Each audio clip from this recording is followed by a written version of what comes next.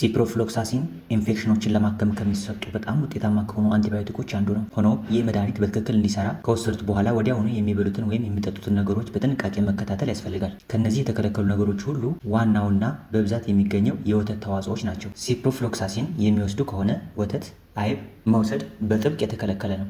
ይህ መስተጋብር ችግር የሚጀምረው በወተትና በወተት ተዋጽኦች ውስጥ በከፍተኛ መጠን የሚገኘው ካልሲየም ምክንያት ነው። ካልሲየም ብቻ ሳይሆን አይረን እና ማግኒዥየም ያሏቸው እንደ አንቲ አሲድ ያሉ መድኃኒቶችም ተመሳሳይ ችግር ይፈጥራሉ።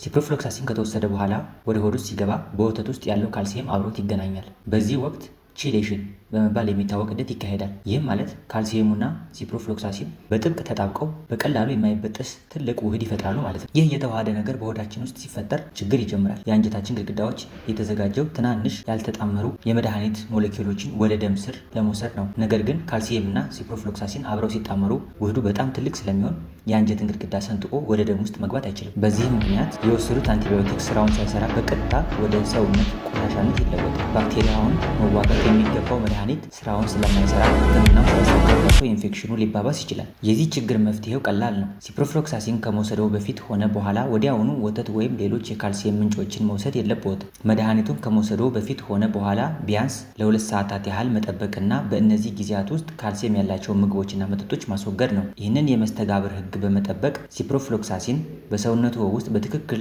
ተውጦ ባክቴሪያን በብቃት መዋጋት እንደሚችል ያረጋግጣሉ። ሁልጊዜም ቢሆን ስለ መድኃኒቱ ስለሚወስዷቸው ምግቦች ከሐኪሞ ወይም ከፋርማሲስቱ ጋር መማከር በጣም አስፈላጊ ነው። ስላዳመጡን እናመሰግናለን።